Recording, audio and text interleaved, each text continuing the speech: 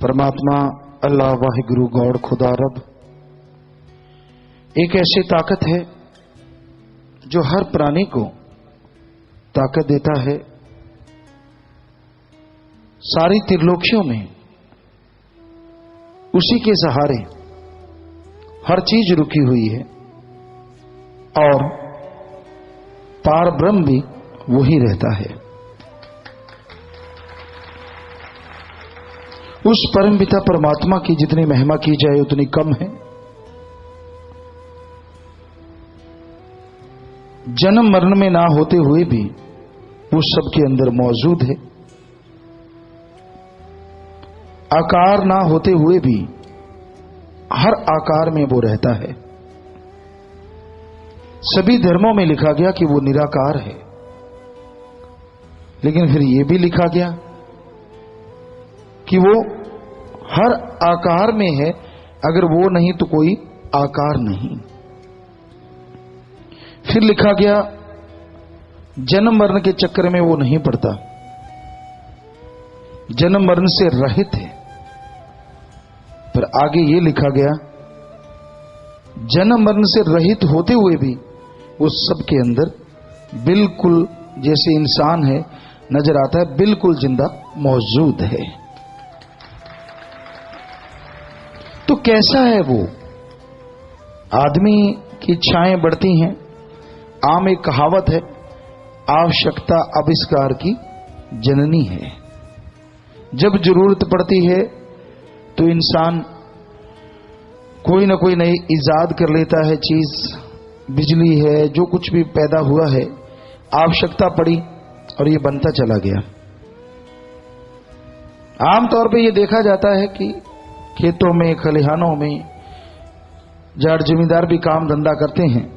कई बार जरूरत पड़ती है तो वहां के देसी नुस्खे ही काम आते हैं। यानी आवश्यकता पड़ी तो आविष्कार हो जाता है साथ के साथ। यानी जिज्ञासा, इच्छा और जरूरत। तो क्या ये इच्छा पैदा नहीं होती कि वो कैसा है? जो अजन्मा है फिर भी सबके अंदर है, जो निराकार है फिर भी उसके बिना कोई आकार नहीं है, कैसा है वो?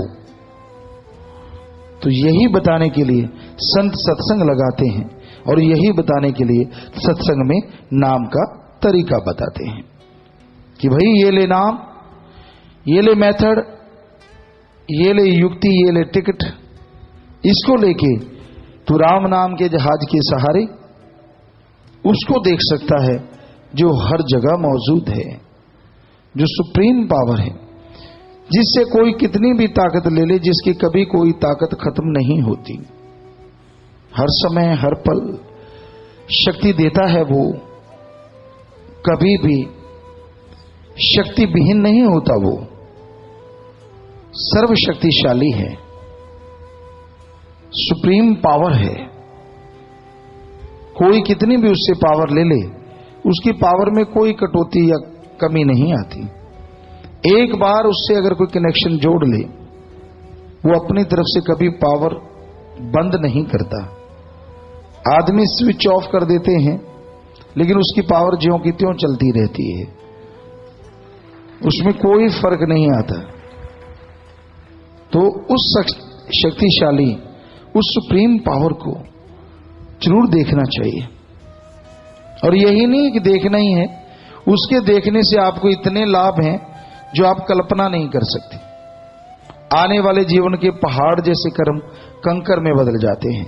भयानक बीमारियां चुटकियों में कट जाती हैं। दुख, कलह, कलेश खत्म हो जाते हैं। आप टोटली टेंशन फ्री हो सकते हैं।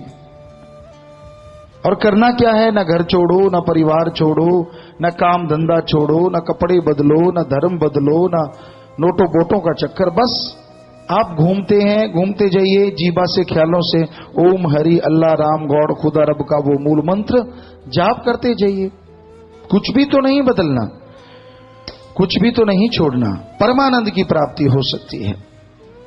और ज्यादा जल्दी है आपको मालिक को पाने की, तो उसका एकमात्र उपाय अर्ली मॉर्निंग, सुबह सवेरे 2 से 5 के बीच में जाके घंटा सुमरन करो कम से कम, और शाम को रोटी से पहले या रोटी के 2.5-3 घंटे बाद घंटा सुमरण करो। तो ऐसा करने से आप मालिक को जल्दी देख सकते हैं, उसकी उस आत्मिक शक्ति को जल्दी हासिल कर सकते हैं, परमानंद की प्राप्ति जल्दी होगी। इसके अलावा और कुछ करने की जरूरत नहीं है उसको जल्दी पाने के लिए। कोई शारीरिक तकलीफ नहीं, कुछ करने का अलग से जरूरत नहीं है।